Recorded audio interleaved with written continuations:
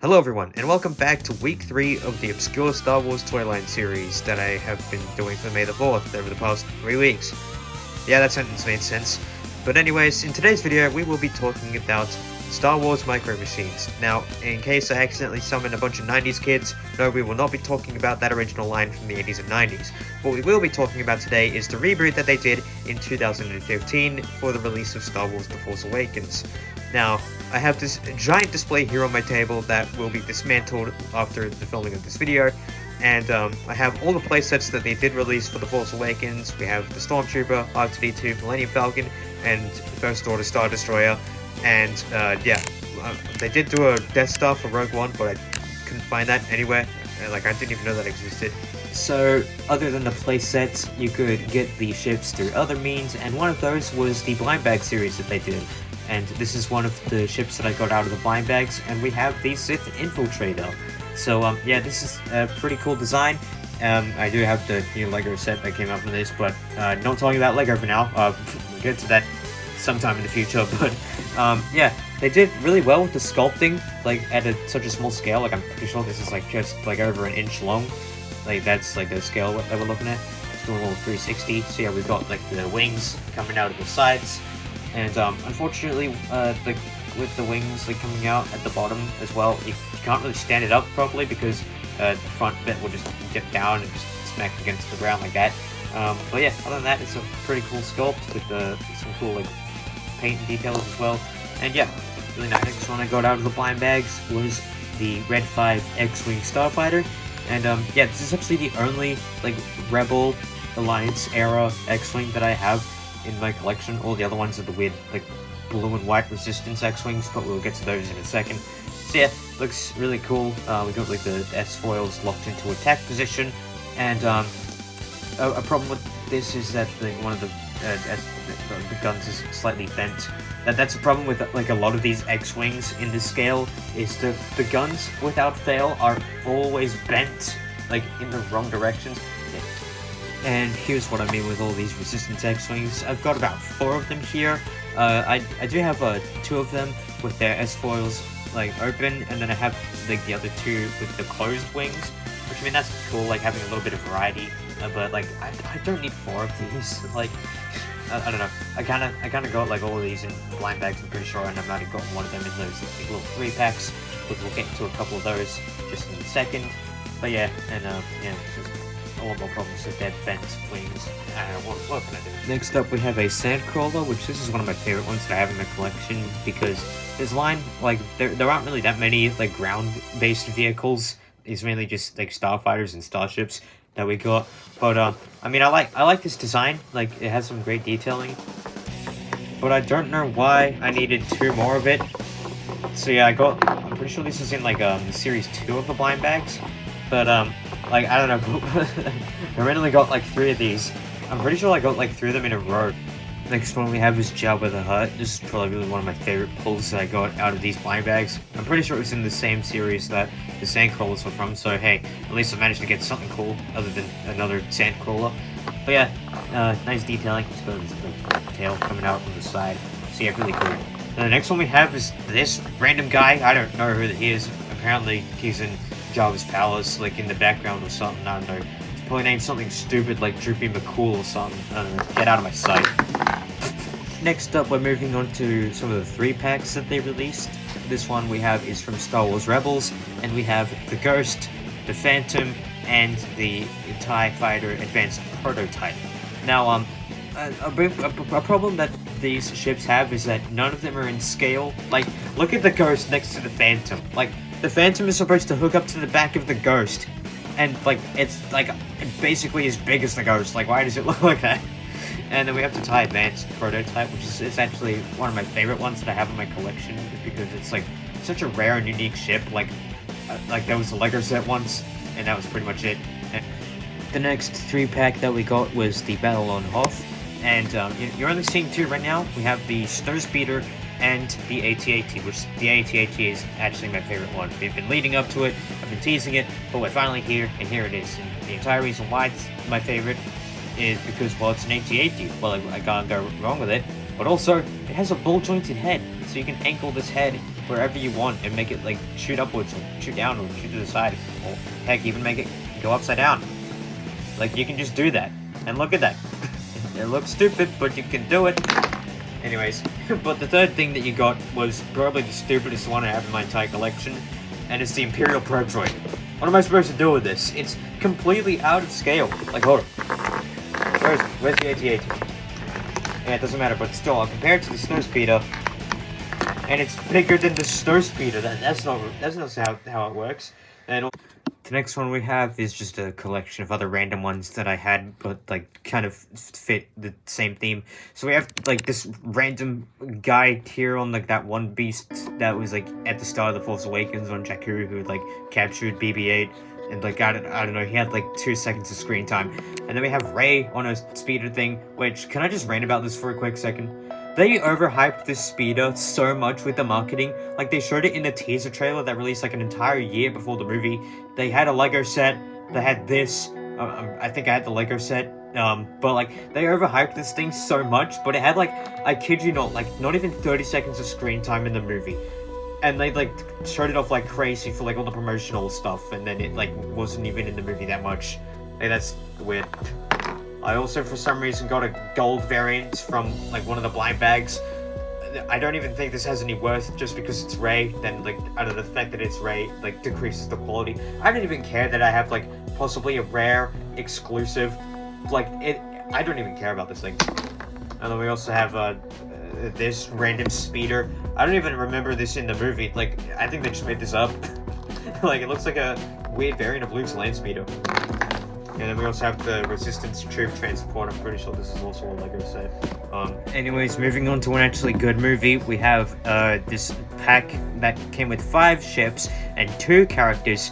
We have the battle over Coruscant from Revenge of the Sith.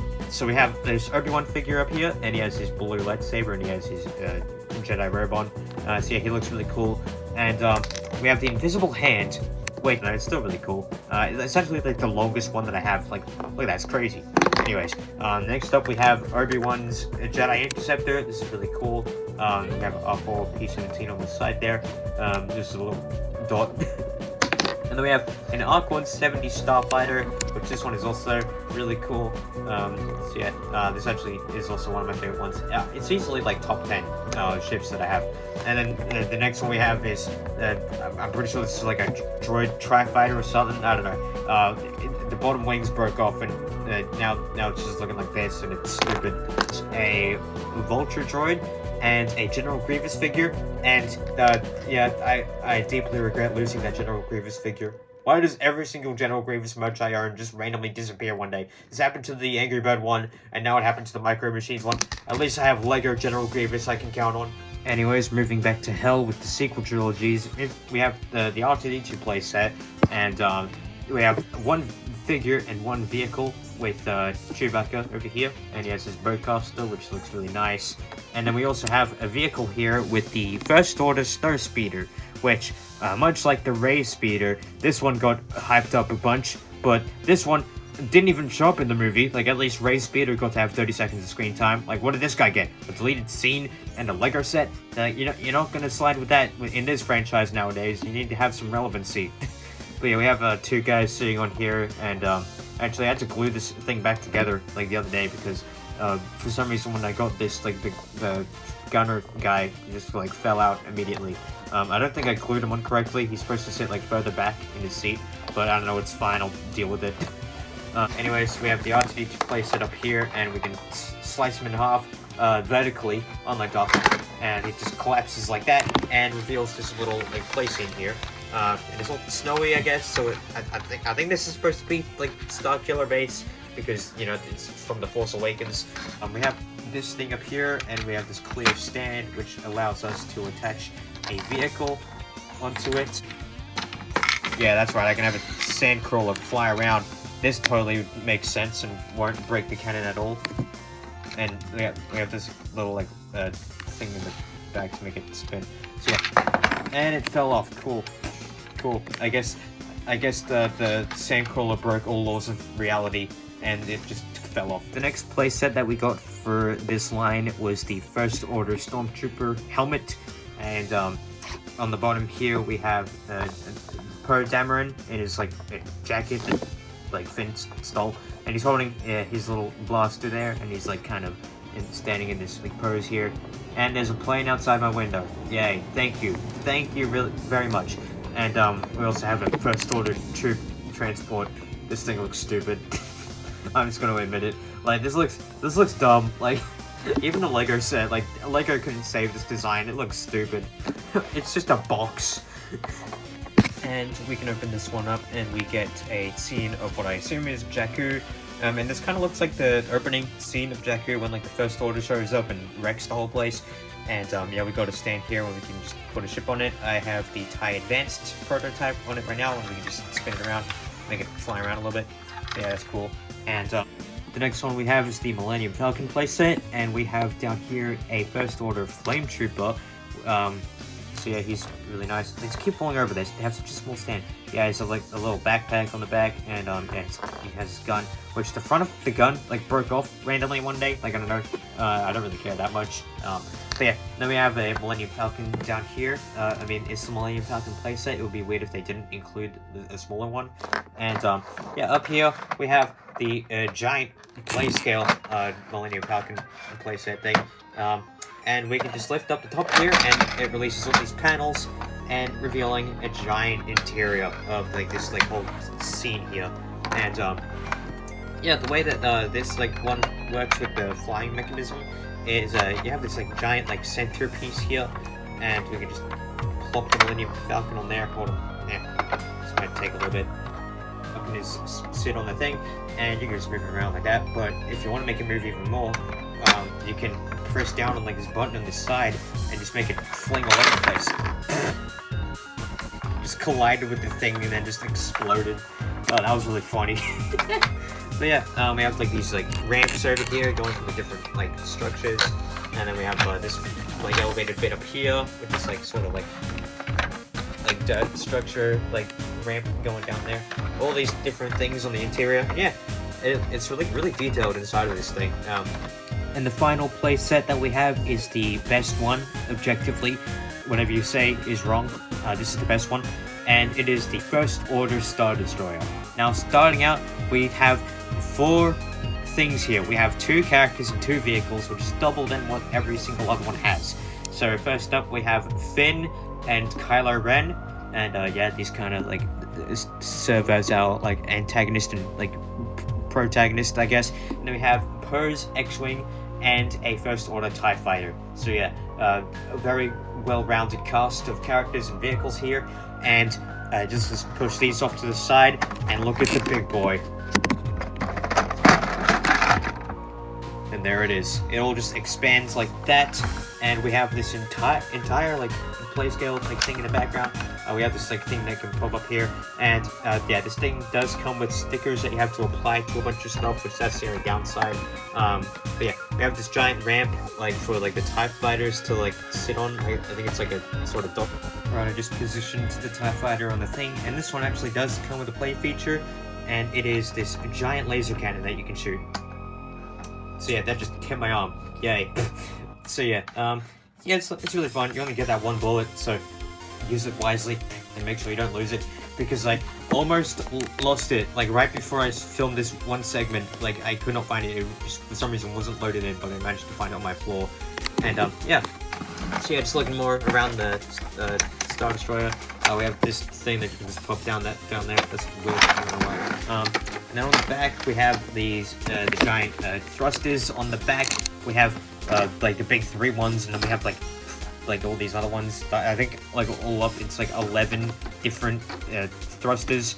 So yeah, that's pretty cool. And for some reason it can open up, which I had no idea that this could do that. And yeah, just get a look inside. There isn't really much of an interior. It's just a bunch of stickers. That was really underwhelming for a secret door. But yeah, anyway. So yeah, that was Star Wars Micro Machines. Unfortunately, this line didn't last too long. I'm pretty sure it only stuck around for like a year and a half. But I still have a lot of nostalgia for this. And I'm curious if anyone watching this also has nostalgia. But anyways, make sure to like and subscribe and tell me your thoughts on this in the comments down below. And I'll see you in next week's video, which will be on Star Wars Command. I'm really excited for that one. Oh, and also, fun fact, this video is releasing on my birthday, so that's cool. Anyways, bye.